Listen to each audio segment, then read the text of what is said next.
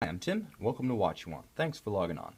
You are looking at the most complicated Rolex of all time. This is the Rolex Oyster Perpetual Sky-Dweller, reference 326135. This was the undisputed star of the 2012 Baselworld show.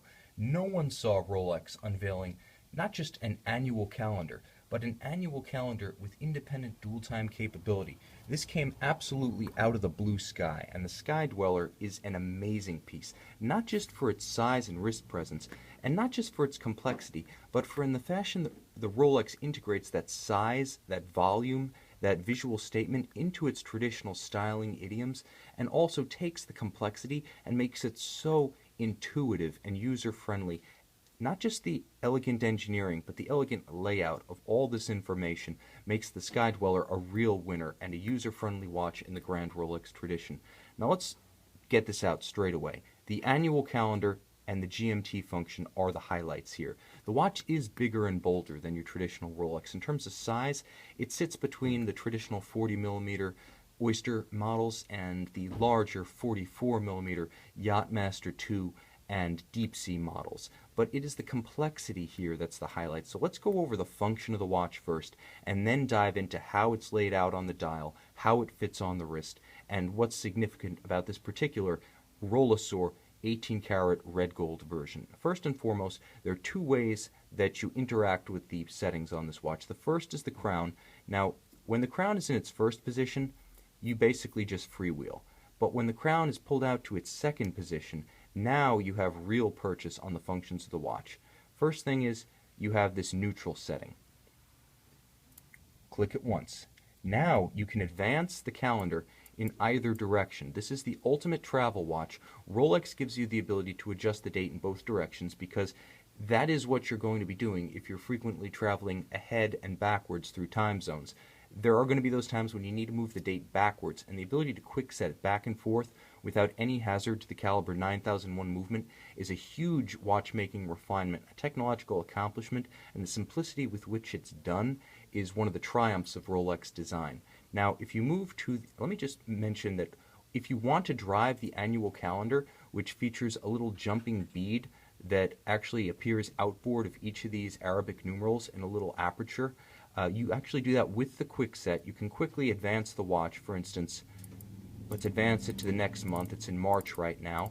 When I get to the 31st, it jumps outboard the 4. And that's because the annual calendar functions by matching a month to a numeral. 12 numerals and 12 months. So 1 is January, 12 is December, 2 is February, 3 is March, 4 is April, and so forth. And the bottom line is, just like the date itself, that works in both directions.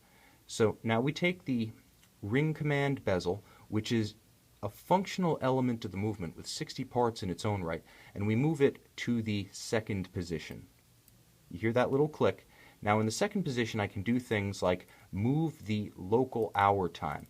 If I want to adjust the local time, either fore or aft, I can use it to do things like drive the date. I can drive it forward, I cannot drive it backwards. If I want to drive it backwards, I have to use the system in the other original ring command position that interacts with the quick set. The quick set is how you drive the date fore and aft. Using local time, you can only drive the date forward. Now, if I don't want to just adjust the local time independently, I can move to the final ring command position right here. Now, I interact with all of the indications on the dial. You can see the 24-hour inner ring that shows you your reference time is moving in sync with the hands. So that's the Rolex caliber 9001 functionally. And you can see I cycle back now through all the positions of the ring command bezel. 1, 2, 3, and now I'm back. And I move the crown back in, I screw it back in, and I'm good to go. And now it's just a conventional Rolex Oyster case.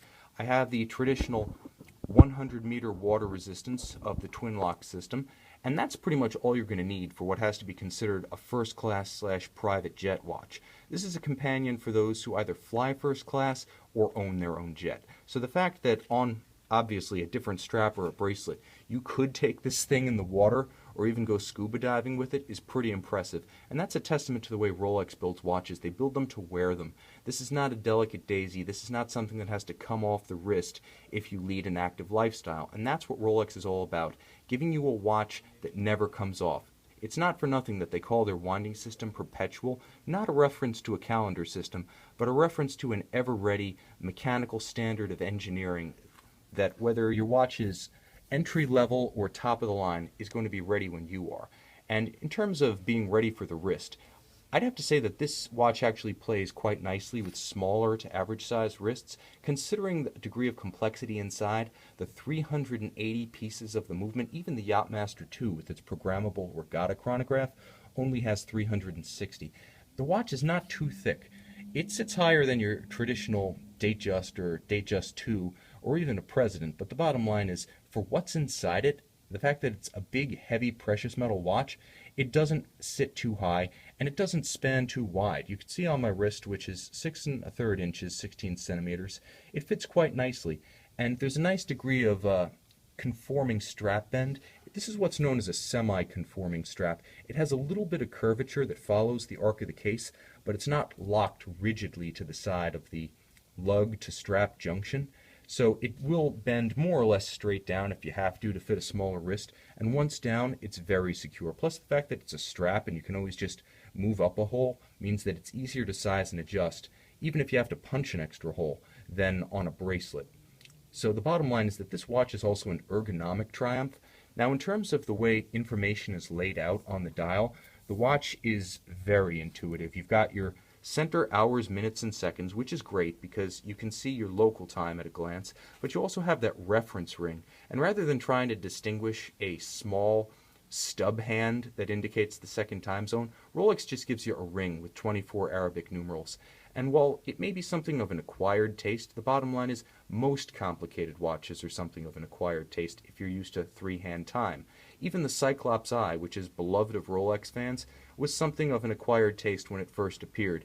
And the bottom line is today its place in the Rolex pantheon is unquestioned. And I have no doubt in my mind that the look of the Sky-Dweller years from now will be hailed as a design classic because of its functional simplicity and the accessibility of information. You've got an annual calendar that only needs to be adjusted once per year. A traditional calendar watch needs to be adjusted 5 times per year.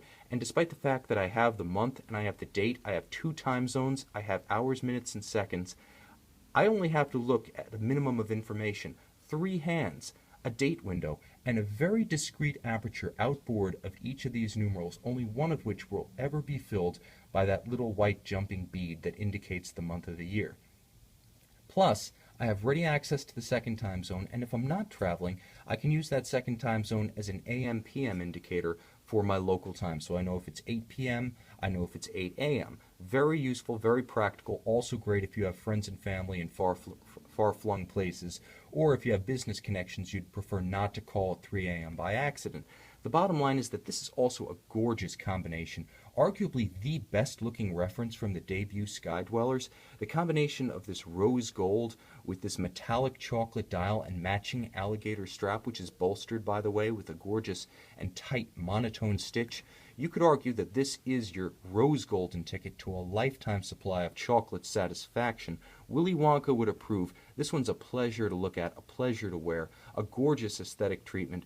Because of the way Rolex articulates this fluted bezel, because of the interplay between the metallic dial, the applied red gold numerals, red gold hands, the contrasting black 24-hour second time zone ring, and this deep, dark, bolstered strap, it's not overwhelming. It doesn't have too much mass. I feel that the Sky-Dweller really works best on a strap aesthetically, and of all the versions on straps, this rose gold version in Rolesor, fade-free, Rolex proprietary 18-karat rose gold is probably the best-looking combination. In a lot of ways, this is the best of the best. Rolex's best travel watch, Rolex's most complicated watch. Not only is it Rolex's most complicated watch, but it's arguably the best-looking version of that elegant complication. So if you want the best of the best, check it out with full boxes, papers, and documents of provenance on our website, Watch You Want.